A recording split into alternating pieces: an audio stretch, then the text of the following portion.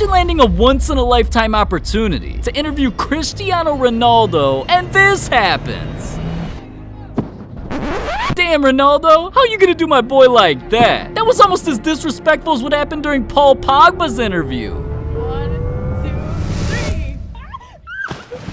But listen, let's take football's disrespectful moments to a whole nother level. Like when one player's moment had him facing jail time. And it all started in 2019, because Nice was counting on Lamine Diaby to become their secret weapon. So he was practicing day and night to turn their dreams into reality.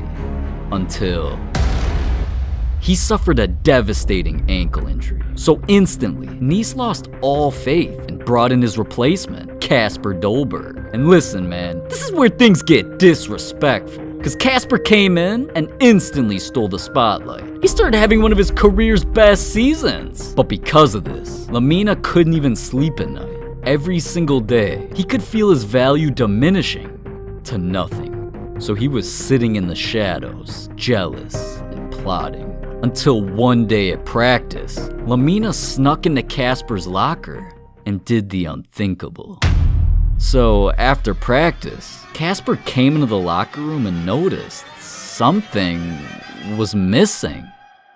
His $76,000 watch. So the club launched a full-on police investigation where they narrowed the suspects down to Kasper's teammates. And after a few days of living in fear, Lamine finally admitted the truth. He stole Kasper's most prized possession. So Lamine's football contract was terminated.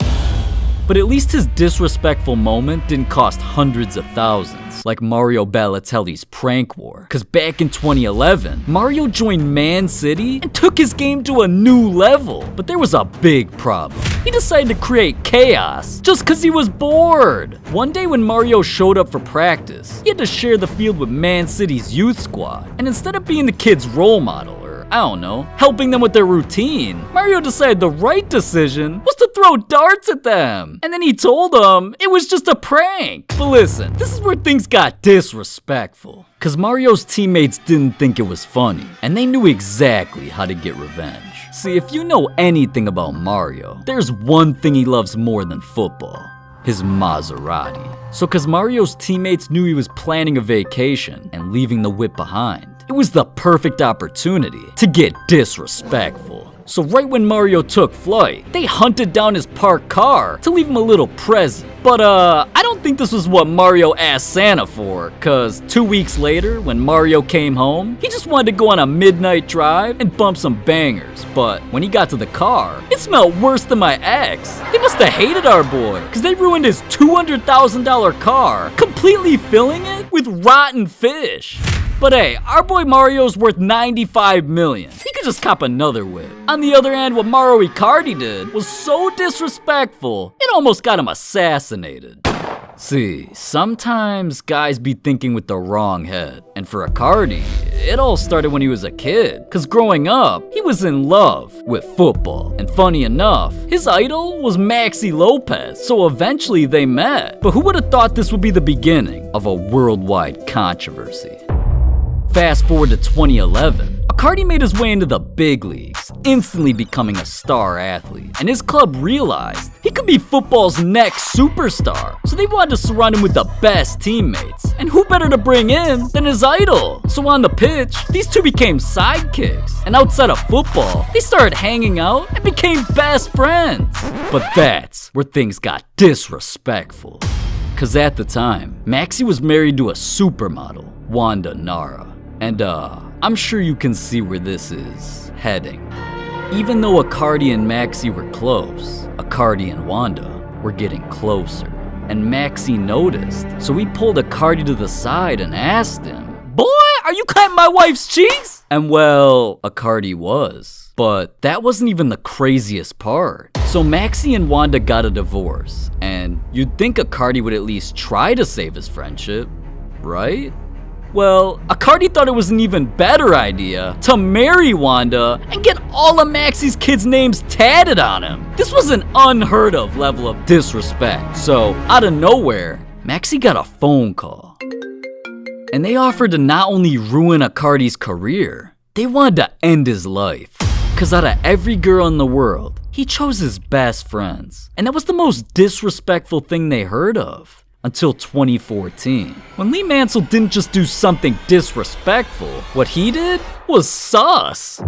At the time, it was just a few days until Christmas, so everyone in the city was putting up decorations and spreading holiday cheer. But even though you could feel a cold winter breeze, at the Memorial Stadium, things were about to get heated, because the Bristol Rovers only had one thing on their Christmas list. But who would have thought this matchup would turn into a clash of the midfielders? Because during the 74th minute, with Bristol up 3-2, Lee Mansell got into a debate with the Gateshead Golden Boy, and words just weren't enough, man. Hold up.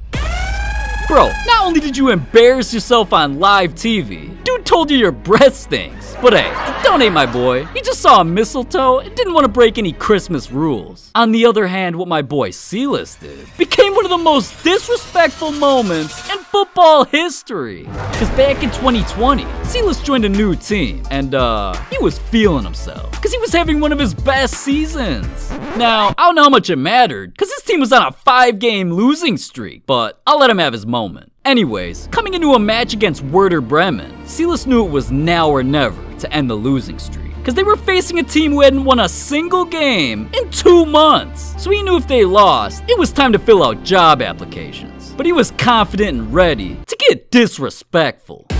Both teams came out hyped, and just 30 minutes into the game, our boy Silas had a golden opportunity. He lined up for a penalty kick and sealed the deal. But still, there was 60 minutes left. So even though Silas gave the squad a 1-0 lead, things stayed quiet until injury time. But during that 90th minute, Silas wanted to end things once and for all.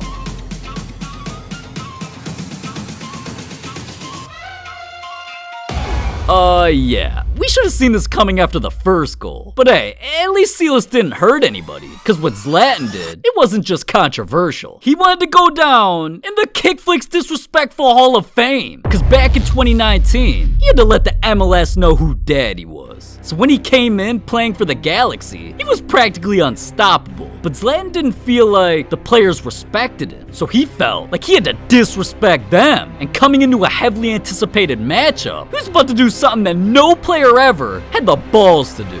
Right from the jump, the Galaxy took an early lead. But while most star players keep things humble and let their game do the talking, Zlatan, he's built different. So it didn't take long for things to get heated. All game long, Zlatan was weirdly obsessed with one man. And coming into the 60th minute, Zlatan just couldn't help himself. He literally grabbed this dude and threw him to the ground. And not only did Zlatan tell him to drop a like on the video and subscribe to the channel, he said, "I'm gonna hurt you. I'm gonna do you. You just watch. There's enough time. I'm gonna do you." Whoa, Zlatan, I didn't know you rolled that way, bro. But listen, when Zlatan was asked about the moment, his explanation was simple. The game was too easy. He needed to get everyone pissed. But just wait, it gets better. Obviously, throwing an opposing player to the ground is gonna turn things up. So just 3 minutes later, RSL came back with an equalizer. And with the game tied, everything was coming down to these final minutes. But we all know Zlatan, man. This is what he lives for. So in the 77th minute, the Galaxy knew it was his moment. And not only did Zlatan aim to seal the deal, he turned his defender into a meme.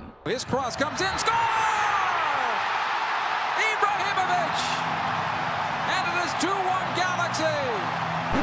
Just imagine having a 6'5" psychopath screaming in your face out of everybody. But hey, that's not even the craziest football story I ever heard. Like, just think. One player moved into a haunted house and got so scared, he fled the country. And just think about this. Another player literally scored a goal, so a fan killed him. Actually, you don't gotta think about it. Just click this video right here.